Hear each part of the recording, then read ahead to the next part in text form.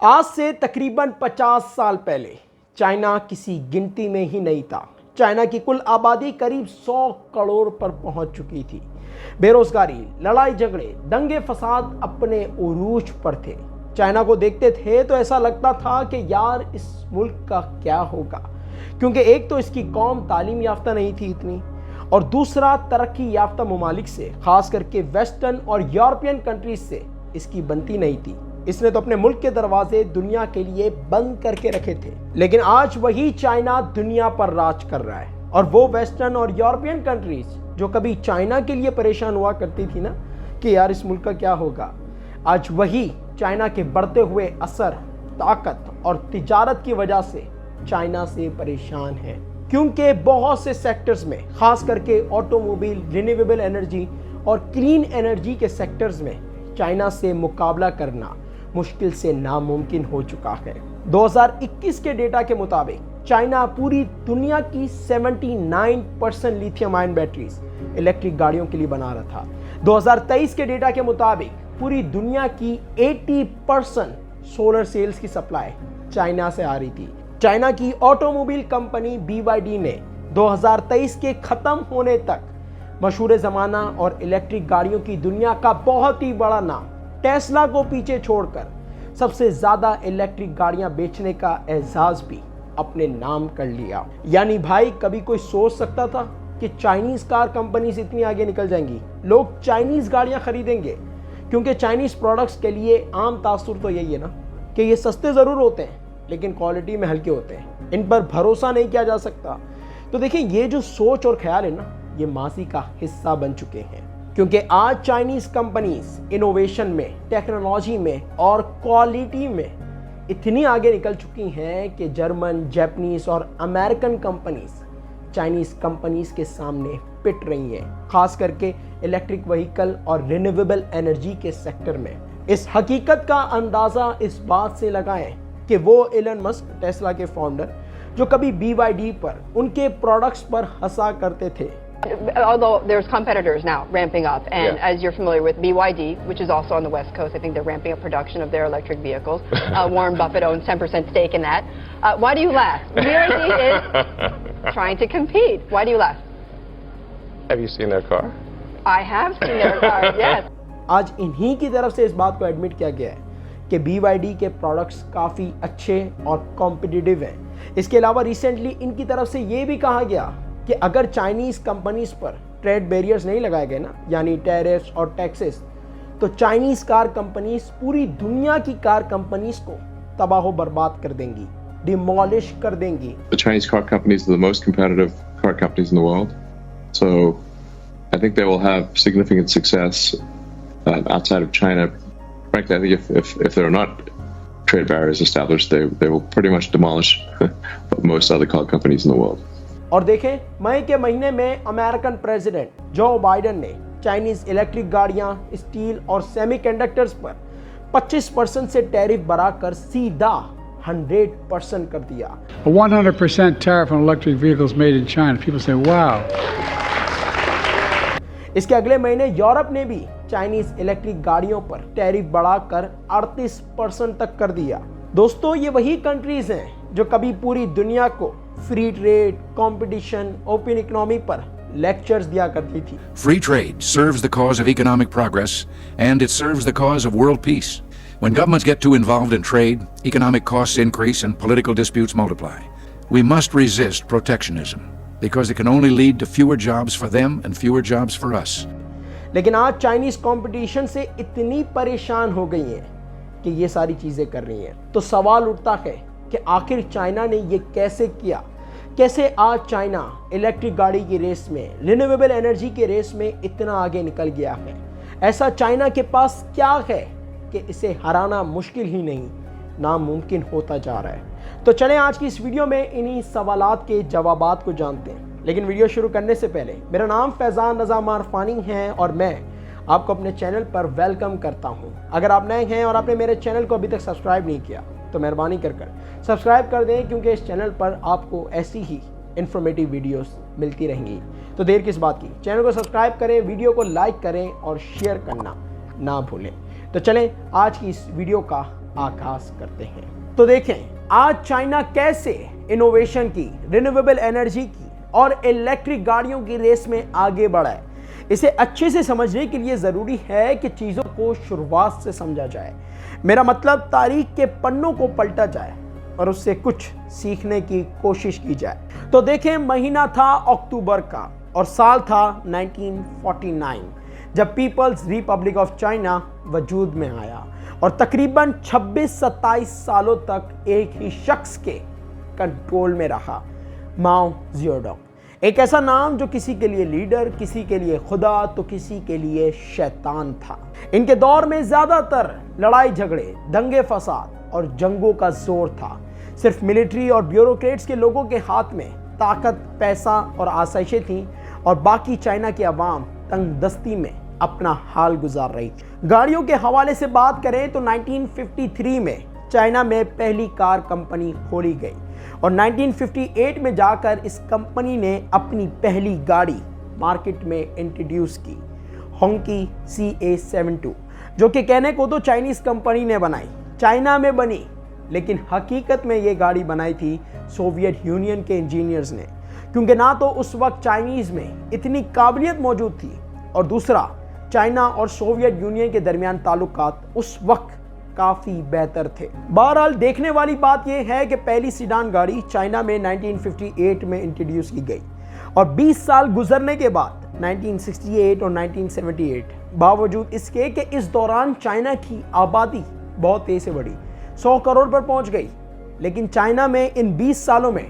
Total sedan गाड़ियां थीं सिर्फ और सिर्फ 2640। जी हाँ, 2640। और ये वो गाड़ियां थी जो कोई आम शहरियों के हाथों में नहीं थी, बल्कि ब्यूरोक्रेट्स, मिलिट्री और पॉलिटिकल एलिट्स के हाथ में थी। इनका ही तो राज था। लेकिन फिर हवाओं का रुख बदला और चाइना का वो वक्त शुरू हुआ जिसे आज चाइना का मौजज़ा कहा जाता है। हुआ कुछ यूं था कि माओ ज़ेडोंग की डेथ के बाद 1978 में डेंग शाओपिंग ने चाइना की लगामें अपने हाथ में ले ली और रिफॉर्म्स का वो दौर शुरू किया जिससे वो चाइना सामने आया जिसे आज दुनिया जानती है, ग्लोबल पावर हाउस। असल में इनको ये बात समझ में आ गई थी कि अगर चाइना को ऊपर आना है, कुछ करना है ना, तो ये दरवाजे बंद करके तो नहीं होगा। चाइना को अपने दरवाजे दुनिया के लिए खोलने पड़ेंगे। चाइना में ऐसा माहौल बनाना होगा कि बड़ी से बड़ी कंपनी चाइना में आके बिजनेस करे, बड़ा सा बड़ा इन्वेस्टर चाइना में पैसा लगाए और छोटी से लेकर बड़ी इकोनॉमी तक चाइना से माल खरीदे, चाइना के साथ तिजारत करे। फिर क्या, 1979 में चाइना में Sino foreign equity joint venture के नाम से एक कानून पास किया गया जिसमें बाहर की कंपनियों को ये इजाज़त दी गई कि वो चाइना में आकर किसी भी लोकल कंपनी के साथ कंपनी खोलें, जॉइंट वेंचर करें और चाइना में बिजनेस करें। ये बताता चलूं कि इस कानून के पास होने से पहले कोई सोच भी नहीं सकता था कि कोई बाहर की कंपनी चाइना में आकर बिजनेस कर सकती है। बहरहाल इस कानून में कुछ शराइतें भी रखी गई जो कि बाद में जाकर चाइना की कामयाबी का राज बनी। अब ये शराइतें ये थी कि किसी भी बाहर से आने वाली कंपनी के लिए ये ज़रूरी था कि वो अपने साथ एडवांस टेक्नोलॉजी, एडवांस मशीनरी और एडवांस इक्विपमेंट लाए और चाइना के लोगों को ट्रेन करे।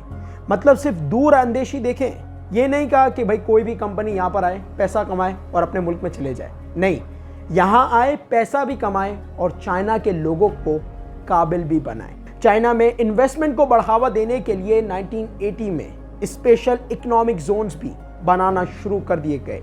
अब इन जोन्स की खास बात ये थी कि जो भी कंपनी यहाँ पर फैक्ट्री लगाती ना, तो उसे टैक्स में छूट, सब्सिडीज और तरह तरह के इंसेंटिव्स दिए जाने लगे और इन स्टेप्स का थोड़ा थोड़ा असर वक्त के साथ दिखना भी शुरू हो गया। जैसे कि चाइना में गरीबी गिरना शुरू हो गई और चाइना की इकोनॉमी और चाइना में आने वाली फॉरेन डायरेक्ट इन्वेस्टमेंट, इसमें भी इजाफा होना शुरू हो गया। पर ये बेहतरी और रिफॉर्म्स कुछ भी नहीं थे आने वाले वक्त के सामने। 1984 में ऑटोमोबाइल इंडस्ट्री का बहुत ही बड़ा नाम वॉक्सवैगन ने चाइना में एंट्री ले ली। अब ये बहुत ही बड़ा टर्निंग पॉइंट था चाइना की ऑटोमोबाइल इंडस्ट्री के लिए, क्योंकि जब वॉक्सवैगन जैसा बड़ा नाम चाइना की मार्केट में एंटर हुआ ना, तो उसको देखते हुए बहुत से दूसरे बड़े ऑटोमोबाइल मैन्युफैक्चरर्स जैसे कि टोयोटा, होंडा, जनरल मोटर्स ने भी चाइना में एंट्री ले ली, जिसका असर साफ साफ गाड़ियों की सेल्स और प्रोडक्शन पर दिखने लगा। 1985 में जो कुछ हजारों पर थी ना, 1995 में सिर्फ 10 ही सालों में 3 लाख से ऊपर चली गई। वैसे 1995 वही साल है जिसमें BYD की बुनियाद रखी गई। मेरा मतलब BYD के फाउंडर वेंग चुआनफू ने अपने कजन के साथ मिलकर BYD की शुरुआत की। और यहां मैं ये बताता चलूं कि शुरुआत में BYD का गाड़ियों से दूर दूर तक लेना देना नहीं था। ये तो रिचार्जेबल बैटरीज बनाती थी और इसका बिजनेस मॉडल ये था कि ये जापानीज, जर्मन्स और अमेरिकन्स बैटरीज होती थी ना, उनकी ये कॉपी करती थी और मार्केट में उसे सस्ते दामों में बेचती थी। और इसके खरीदारों में मोबाइल फ़ोन की दुनिया के बहुत बड़े समझे जाने वाले नाम नोकिया और मोटरोला इसके खरीदारों में शामिल थे। बहरहाल दोबारा गाड़ियों की तरफ आए तो 2000 आ चुका था और ये बात सच थी कि चाइना का ऑटोमोबाइल सेक्टर ग्रो हो रहा था। लेकिन हकीकत ये भी थी कि जितना चाइना का पोटेंशियल था ना, उसकी आबादी उस वक्त 100 करोड़ से ऊपर चली गई थी। तो उसके सामने ये कुछ लाख गाड़ियां तो कुछ भी नहीं थी। मतलब ये है कि चाइना का ऑटोमोबाइल सेक्टर की जो कामयाबी थी ना, उसका सफ़र तो बस अभी शुरू हुआ था।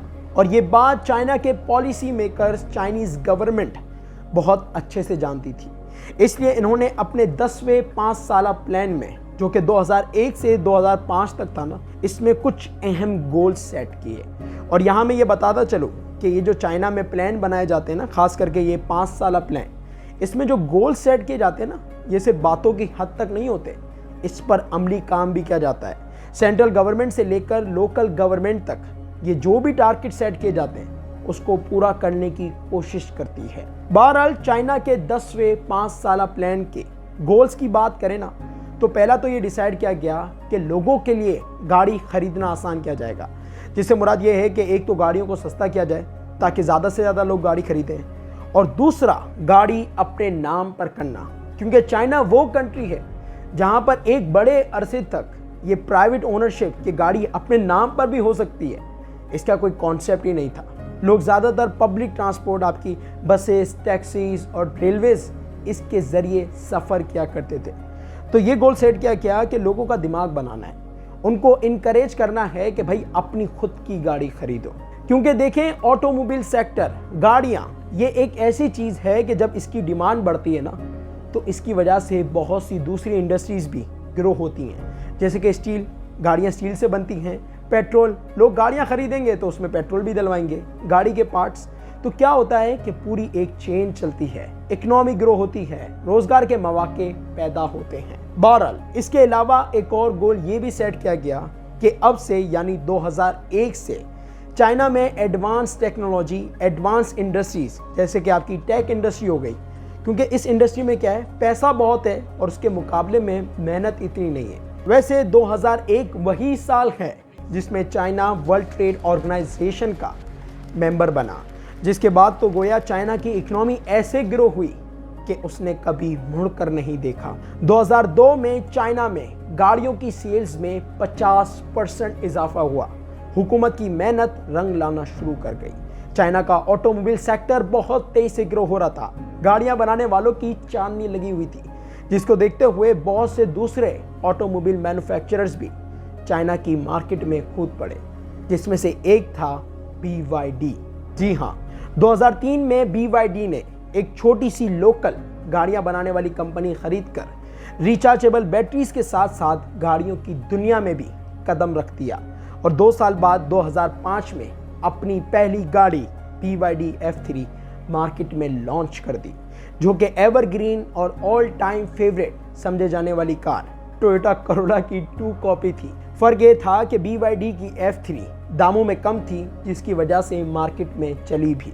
फिर क्या, साल बदला और 2006 में चाइना ने अपना 11वां 5 साला प्लान इंट्रोड्यूस किया, जो कि 2006 से 2010 तक था। अब इस प्लान की खास बात ये थी कि इसका जो ज़्यादातर फोकस था ना, वो renewable energy, clean energy, electric गाड़ियों की तरफ था। कि अब यानी 2006 से चाइना को इस फील्ड में माहिर बनाना है। क्लीन एनर्जी से रिलेटेड इंडस्ट्रीज, बिजनेसेस और रिसर्चेस को सपोर्ट करना है। ये बताता चलूं कि ये वो वक्त नहीं था, 2006 की बात हो रही है, कि जब क्लीन एनर्जी, रिन्यूएबल एनर्जी और इलेक्ट्रिक गाड़ियों से रिलेटेड इतनी अवेयरनेस थी और कोई कह सकता था कि भाई ये इंडस्ट्री आने वाले वक्त में इतनी डिमांड में होगी। लेकिन चाइना के लीडर, पॉलिसी मेकर शायद वो देख पा रहे थे जो दुनिया के सियासतदान नहीं देख पा रहे थे या जानबूझकर इग्नोर कर रहे थे। बहरहाल 2007 के आने तक Chinese government, Chinese policy makers और इवन चाइनीज कार कंपनीज के लिए भी ये बात साफ हो गई थी कि इनकी गाड़ियां जापानीज और जर्मन कार के सामने कुछ भी नहीं है और चाइनीज गाड़ियां कंबशन इंजन में इनसे मुकाबला नहीं कर सकती। चाइना को अगर ऑटोमोबाइल की दुनिया में अपनी खुद की कोई कंपनी से नाम बनाना है ना, तो उसे कोई और रास्ता देखना पड़ेगा। फिर क्या, एक शख्स सामने आया जिसने अपनी जिंदगी के 10 साल ऑडी कार कंपनी के लिए काम करते हुए गुजारे, वैंग यंग, जिन्हें आज चाइना की इलेक्ट्रिक ऑटोमोबाइल सेक्टर का बाप भी कहा जाता है। असल में 2007 में इन्हें चाइना की साइंस और टेक्नोलॉजी का मिनिस्टर बना दिया गया और मिनिस्टर बनने के साथ ही इन्होंने इलेक्ट्रिक गाड़ियों की डेवलपमेंट और अडॉप्शन पर जोर देना शुरू कर दिया, क्योंकि इन्हें अपने 10 साल तजुर्बे से ये बात समझ आ गई थी कि आने वाला वक्त इलेक्ट्रिक गाड़ियों का है और इलेक्ट्रिक गाड़ियां लोगों का शौक नहीं बल्कि ज़रूरत बन जाएंगी। बहरहाल साल बदला और 2008 आ गया, वो साल जिसमें ज़्यादातर पूरी दुनिया रिसेशन में चली गई। अमेरिका के बैंकिंग सेक्टर और रियल एस्टेट मार्केट के कोलैप्स होने की वजह से दुनिया भर की इकोनॉमी का पहिया बैठ गया। अब इस इकोनॉमी के पहिए को चलाने के लिए जहां दुनिया भर की हुकूमतों ने अरबों डॉलर्स के रिलीफ पैकेज अनाउंस किए ना, वहीं चाइना ने भी करीब 585 अरब डॉलर का रिलीफ पैकेज अनाउंस किया। अब चाइना के रिलीफ पैकेज की खास बात यह थी कि मौके का फायदा उठाते हुए, क्योंकि रिलीफ तो देना था ना, इकोनॉमी बैठ गई थी, लोगों का बहुत बुरा हाल था, तो इसने अपने रिलीफ पैकेज का तकरीबन 5% जो कि $30 बिलियन बनता था, वो इसने रिन्यूएबल एनर्जी और सस्टेनेबल डेवलपमेंट से रिलेटेड इंडस्ट्रीज को दिया, जिससे इनडायरेक्टली फायदा हुआ चाइना के ईवी और क्लीन एनर्जी के सेक्टर को। वैसे 2008 वही साल है जिसमें वॉरेन बफेट ने बिजनेस और इन्वेस्टिंग की दुनिया के बड़े नाम समझे जाने वालों में से एक, इन्होंने BYD में करीब $230 मिलियन की इन्वेस्टमेंट की। यानी एक तरफ हुकूमत मेहरबान और दूसरी तरफ प्राइवेट इन्वेस्टर्स। बहरहाल अगले साल यानी 2009 में चाइना ने अपने 11वें 5 साला प्लान पर चलते हुए गोल्डन सन के नाम से एक बहुत बड़ा प्रोजेक्ट लॉन्च किया। अब इस प्रोजेक्ट के तहत कंपनीज को सोलर पैनल्स की प्रोडक्शन और लोगों को सोलर पैनल्स की इंस्टॉलेशन पर सब्सिडीज, टैक्स में छूट और तरह तरह के इंसेंटिव्स दिए गए। यानी एक तरफ तो कंपनीज को प्रमोट किया गया कि भाई ज्यादा से ज्यादा सोलर पैनल्स की सेल्स की प्रोडक्शन करो और लोगों के लिए सोलर पैनल्स को इंस्टॉल करना, खरीदना आसान बनाया गया। और चाइनीज गवर्नमेंट की इसी पॉलिसी की वजह से देखते ही देखते चाइना की रिन्यूएबल एनर्जी पर गिरफ्त मजबूत होना शुरू हो गई। 2012 के आते आते जब दुनिया को थोड़ा होश आने लगा ना, चाइना पहले ही तकरीबन पूरी दुनिया का 40% सोलर पैनल्स का शेयर अपने हाथ में ले चुका था। और माइनिंग से लेकर रिफाइनरी तक, प्रोडक्शन से लेकर बेचने तक, ये जो पूरी सप्लाई चेन है ना, इसमें चाइना अपना कंट्रोल बढ़ाते जा रहा था। 2010 में चाइना ने 1,80,00,000 गाड़ियां बेचकर यूएसए को पीछे छोड़कर दुनिया की सबसे बड़ी ऑटोमोबाइल मार्केट होने का एजाज भी अपने नाम कर लिया। बहरहाल इलेक्ट्रिक गाड़ियों की तरफ आए तो चाइना ने इस सेक्टर को प्रमोट करने के लिए भी जो पॉलिसीज अपनाई ना, वो भी अपनी मिसाल आप हैं। इसने इलेक्ट्रिक गाड़ियों पर सब्सिडीज और टैक्स में छूट देना शुरू कर दी। चाइना में जहां नंबर प्लेट के लिए, ये जो कंबशन इंजन वाली गाड़ी होती है ना, इसकी नंबर प्लेट के लिए महीने सालों तक इंतजार करना पड़ जाता है और पैसे अलग देने पड़ते हैं, वहीं चाइना ने इलेक्ट्रिक गाड़ियों की नंबर प्लेट फौरन और फ्री में देना शुरू कर दी।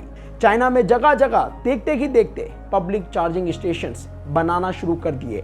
अब चाइना में जो एस्टैब्लिश ब्रांड्स थे जैसे कि वॉक्सवैगन, टोयोटा, जनरल मोटर्स वगैरह वगैरह, इन्होंने इन पॉलिसीज को इतना सीरियस नहीं लिया, क्योंकि उस वक्त तो इनकी गाड़ियां जो कंबशन इंजन वाली और हाइब्रिड गाड़ियां थी वो दबाकर बिक रही थी, इनका ही तो राज था। लेकिन जो छोटी कंपनीज थी, खास करके जो स्ट्रगल कर रही थी, जिसमें BYD भी शामिल है, इन्होंने रिस्क लिया और वो इलेक्ट्रिक गाड़ियों और इलेक्ट्रिक बैटरी की रिसर्च और डेवलपमेंट में कूद पड़ी। वैसे ये जो बैटरी है ना, इसमें देखा जाए तो BYD के पास एज था, क्योंकि इसकी शुरुआत ही रिचार्जेबल बैटरीज बनाने से हुई थी। और ये जो इलेक्ट्रिक गाड़ी है ना, इसके हवाले से आप ये बात याद रखिएगा कि इलेक्ट्रिक गाड़ी में सबसे अहम चीज़ है बैटरी। तकरीबन 40% कॉस्ट इलेक्ट्रिक गाड़ी को जो बनाने में आती है ना, वो बैटरी की होती है। इसके अलावा चाइनीज़ गवर्नमेंट ने एक और बहुत अच्छी चीज़ की, इसने पब्लिक ट्रांसपोर्ट के जो कॉन्ट्रैक्ट्स थे वो इलेक्ट्रिक कार कंपनीज को देना शुरू कर दिए, जिससे एक फ़ायदा तो ये हुआ कि चाइना का पब्लिक ट्रांसपोर्ट, बसेस, टैक्सीज, ये इलेक्ट्रीफाइड होना शुरू हो गई। और शुरुआत में जब इलेक्ट्रिक कार कंपनीज के पास कोई ख़रीदार नहीं था ना, तो चाइनीज़ गवर्नमेंट ही इनकी खरीदार बन गई। अब चाइना में ऐसे माहौल, चाइना की मार्केट और चाइना की पॉलिसीज़ की वजह से 2014 में टेस्ला ने भी चाइना में एंट्री ले ली। अब ये वो चीज़ हुई जिसने टेस्ला की किस्मत तो बदली, लेकिन चाइनीज़ गवर्नमेंट और चाइनीज़ कार कंपनीज की भी किस्मत बदल के रख दी। अब वो कैसे? तो देखिए, टेस्ला ने चाइनीज़ मार्केट में ऐसी एडवांस, फ्यूचरिस्टिक और पावरफुल गाड़ियां लॉन्च की कि लोगों का रुझान इलेक्ट्रिक गाड़ियों की तरफ बढ़ने लगा। और जो एक सोच थी ना कि यार इलेक्ट्रिक गाड़ियां बहुत पुरानी जैसी होती हैं, इतनी पावरफुल नहीं होती, वो सोच बदलना शुरू हो गई। इसके अलावा टेस्ला ने कुछ वक्त बाद अपने ऑपरेशंस को लोकलाइज करना शुरू कर दिया, चाइना में ही प्रोडक्शन करना शुरू कर दी, जिससे चाइना के जो मैन्युफैक्चरर्स थे, जो टेस्ला के पार्ट्स बना रहे थे, चाइनीज़ वर्कर्स थे, इनकी इलेक्ट्रिक गाड़ियों के पार्ट्स के हवाले से नो हाउ बनने लगी। और तो और टेस्ला ने अपनी गाड़ियों से चाइना में इलेक्ट्रिक गाड़ियों का स्टैंडर्ड इतना हाई कर दिया कि जो दूसरी लोकल चाइनीज़ कार कंपनीज थी ना, उन पर यह प्रेशर बढ़ना शुरू हो गया कि अगर इन्हें सच में टेस्ला से मुकाबला करना है ना, तो इन्हें भी अपनी गाड़ियों को टेक्नोलॉजी में, क्वालिटी में बेहतर बनाना होगा। और इस तरह चाइना में एक्सट्रीम कंपटीशन होने की वजह से ज़्यादा कंपनीज रिसर्च और अपनी गाड़ियों को बेहतर बनाने में लग गई। बहरहाल 2017 में डोनाल्ड ट्रंप के अमेरिका के प्रेसिडेंट बनने के बाद चाइना और अमेरिका के दरमियान ट्रेड वॉर शुरू हो गई, क्योंकि इन्होंने प्रेसिडेंट बनने के साथ ही अमेरिका को दोबारा ग्रेट बनाने का पेड़ा उठाया। And we will make America great again. और अपने इस मकसद को पूरा करने के लिए इन्होंने चाइना पर टैरिफ्स लगाना शुरू कर दिए, जिसका असर थोड़ा चाइना पर ज़रूर पड़ा, लेकिन इन टैरिफ्स का ज़्यादा बुरा असर खुद अमेरिका पर पड़ा। डेटा के मुताबिक 2019 में यूएसए की चाइना को एक्सपोर्ट्स, यानी जितना चाइना यूएसए से खरीद रहा था ना, उसमें 20% गिरावट आई, और जितना यूएसए चाइना से खरीद रहा था उसमें सिर्फ 12.5% गिरावट आई। तो देखा जाए तो ओवरऑल ज़्यादा नुकसान अमेरिका का ही हुआ। और इससे ये बात साबित हो गई कि ना तो टैरिफ का इस्तेमाल करते हुए चाइना को, चाइनीज़ प्रोडक्ट्स को रोका जा सकता है, और ना ही टैरिफ लगाकर आप अपने मुल्क को ग्रेट बना सकते हैं। बहरहाल 2019 गुजरा और 20 आ गया, जिसमें जहां एक तरफ दुनिया कोरोना वायरस के खौफ से घर में बैठ गई, बड़े से बड़े बिजनेसेस ठप हो गए, वहीं BYD ने अपने सालों की मेहनत और रिसर्च के बाद एक ऐसी बैटरी बना डाली जो कि ना सिर्फ लिथियम आयन बैटरीज के मुकाबले में सस्ती थी, बल्कि सेफ भी थी, आयरन फॉस्फेट बैटरीज। इन बैटरीज की खास बात यह थी कि बड़े ही इनोवेटिव अंदाज में इन्हें ब्लेड्स के डिजाइन में बनाया गया, जो कि इससे पहले कभी मुमकिन ही नहीं समझा जाता था। अब BYD की इस इनोवेशन के बाद ये जो इसने बैटरी बनाई ना, इसका नाम इलेक्ट्रिक गाड़ियों की दुनिया में ऐसे ऊपर आया कि कभी किसी ने सोचा भी नहीं था। हर गुजरते वक्त के साथ इसकी गाड़ियों की सेल्स में अंधाधुन इजाफा होना शुरू हो गया। सेडान से लेकर हैचबैक तक, SUV से लेकर पिकअप ट्रक तक, स्पोर्ट्स कार से लेकर नॉर्मल कार तक, हर गुजरते वक्त के साथ इसने हर तरह की गाड़ी मार्केट में इंट्रोड्यूस करना शुरू कर दी। और अपने एडवांस फीचर्स और सस्ते दामों की वजह से, क्योंकि याद है ना मैंने आपको क्या बताया था कि इलेक्ट्रिक गाड़ी की जो 40% कॉस्ट होती है वो बैटरी बनाने में लगती है, तो BYD ने अपनी इस ब्लेड बैटरी की इनोवेशन से इस बैटरी की कॉस्ट को इतना कम कर दिया कि किसी भी कंपनी के लिए, खास करके टेस्ला के लिए, कीमत की बेसिस पर तो इससे मुकाबला करना मुश्किल ही नहीं नामुमकिन हो चुका है। और चाइना ने जैसा अपने आप को इलेक्ट्रिक कार्स और कंपनीज के लिए सेफ हेवन बनाया हुआ है ना, अगले 5-10 साल तक कम से कम कोई भी कंट्री इसका मुकाबला नहीं कर सकती। 2022 में चाइना ने तकरीबन 6.5 लाख पब्लिक चार्जिंग स्टेशंस बनाए, जो कि दुनिया का तकरीबन 70% बनते हैं। अब रिसेंटली 2022 में अमेरिका की तरफ से भी इन्फ्लेशन रिडक्शन एक्ट के जरिए अरबों डॉलर्स रिन्यूएबल एनर्जी और इलेक्ट्रिक गाड़ियों की डेवलपमेंट और अडॉप्शन के लिए दिए गए। और वो पॉलिसीज जिन्हें आज से तकरीबन 15 साल पहले चाइना ने अपनाया था ना, जिन्हें आज तक अमेरिका बुरा बोलता है, वही पॉलिसीज आज खुद अमेरिका इस्तेमाल कर रहा है। और खास करके इन्फ्लेशन रिडक्शन एक्ट से तो खुद यूरोपियन कंट्रीज ही खुश नहीं है। In particular, the Inflation Reduction Act or the CHIPS Act are choices that will split the West. क्योंकि इसके जरिए अमेरिका ने रिन्यूएबल एनर्जी से रिलेटेड इंडस्ट्रीज और बिजनेसेस को इतनी सब्सिडीज और इंसेंटिव्स दे दिए कि आहिस्ता आहिस्ता हर यूरोपियन कंपनी चाहेगी कि वो अपने ऑपरेशंस को अमेरिका में शिफ्ट कर दे, क्योंकि यूरोपियन कंट्रीज के जो हालात चल रहे हैं वो किसी से ढके छुपे तो नहीं है। तो अब हमारे सामने एक ऐसा मुस्तकबिल है जहां चाइना इतना ताकतवर और डोमिनेंट हो गया है कि इससे मुकाबला करना ज़्यादातर ममालिक के लिए मुश्किल से नामुमकिन होता चला जा रहा है। और हथियार की जंग तो एक जगह, तिजारत की जंग शुरू हो गई है। और बहुत सी कंट्रीज दुनिया के वक्त के साथ खराब होते हुए हालात की वजह से खुद मुख्तार होने की कोशिश कर रही हैं कि भाई ये बहुत हो गया इंटरनेशनल ट्रेड, ग्लोबलिज्म, अब हम अपना खुद पकाएंगे और खुद खाएंगे। अब ये ट्रेंड बदलेगा या इसमें और ज़्यादा इजाफा होगा, ये डिपेंड करता है काफ़ी हद तक अमेरिका में होने वाले इलेक्शन के रिजल्ट्स पर। अभी के लिए आज की इस वीडियो को एंड करता हूँ। इन द एंड उम्मीद करता हूँ कि आपको इस वीडियो से कोई ना कोई वैल्यू ज़रूर मिली होगी। अब अगर आपको कोई वैल्यू मिली हो तो वीडियो को लाइक करना, चैनल को सब्सक्राइब करना और आपको इन तमाम चीज़ों के हवाले से क्या लगता है कमेंट सेक्शन में बताना ना भूलिएगा। अल्लाह हाफिज़।